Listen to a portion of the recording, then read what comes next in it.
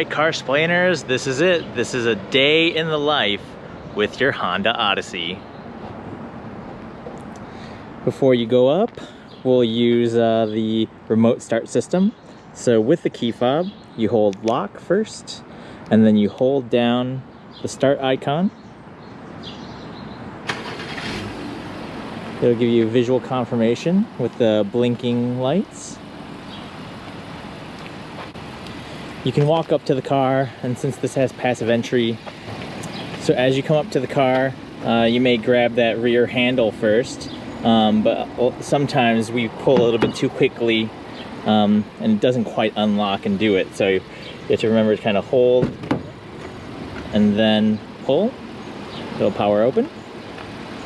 You can either pull again, or there's a button there as well.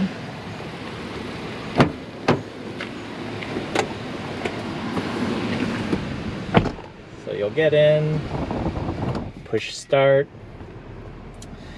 If your vehicle is equipped, you can use the memory seating position.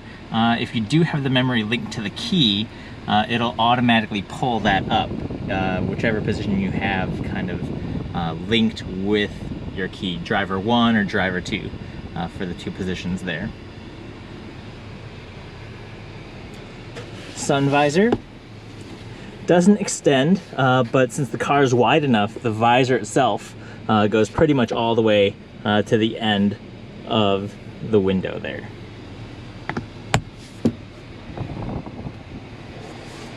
Again, all the controls are right here. Electronic gear selector, the trigger for reverse, which pops up that view. You can add in the parking sensor view.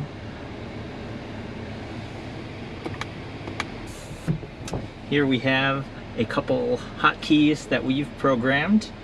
So we put cabin watch as one of the ones that we wanted to bring up quickly here. Again, when you go back to home, you could pull up anything into kind of those hotkeys there.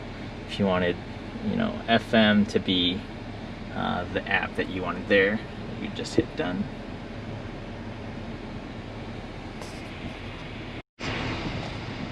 With driving something as big as a minivan, I've found that backing into parking spots is typically easier for geometry.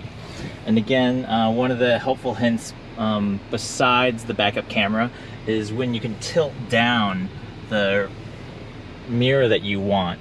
And that's again controlled by the toggle left-right. So there's 3 positions, left, middle, right.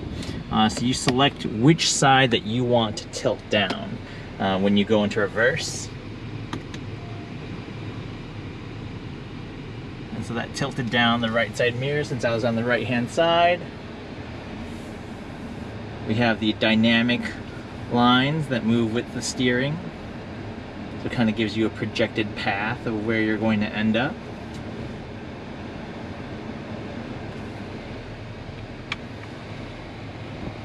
So definitely nice to have.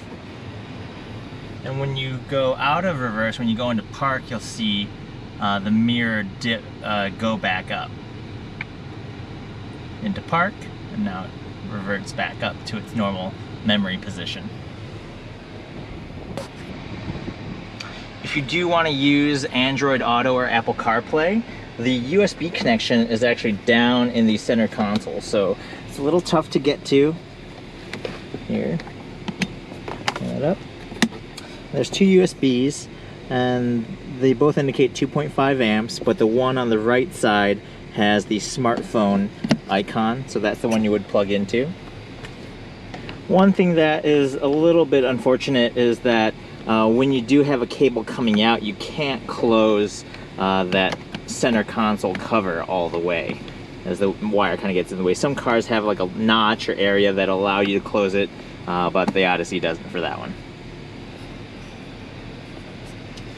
Something to be aware of is the cup holders. They don't have any tensioners or kind of spring arms that would normally be able to hold something in place. So if you do have like a smaller water bottle like this, it'll kind of flop around. It's also scratchy down below there, no rubber insert that you might find with a lot of brands as well. One item that's easy for refueling is the push to open fuel type door. So as long as the doors are unlocked, all you have to do is push to open and push to close. And Honda also has a capless fuel filler system, so no more caps to remember to close or tighten. And don't worry, the sliding door won't open if you have this gas door open.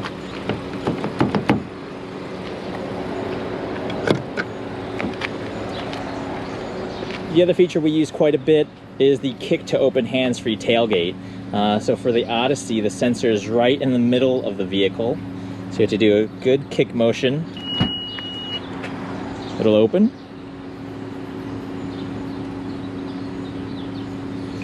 And then you can close it. And that's the nice thing too.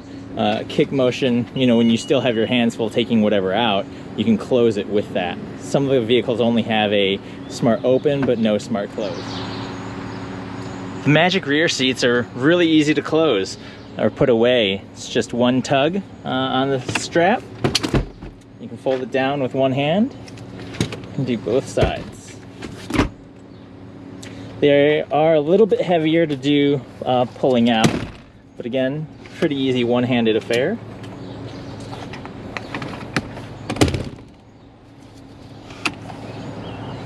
They do have a little Velcro strap to kind of hold them in place.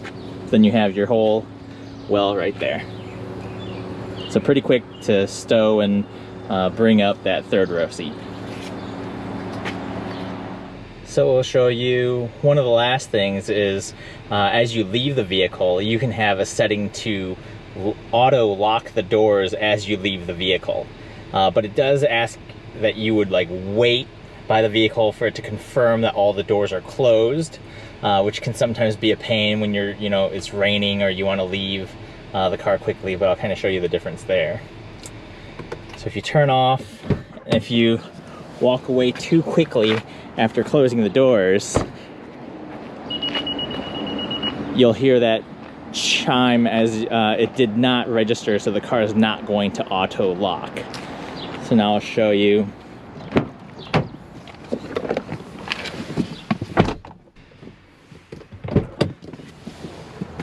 So once you exit the vehicle, you have to get out, close the door, the car will confirm, and then as you walk away, the car will beep again to tell you that it's locked.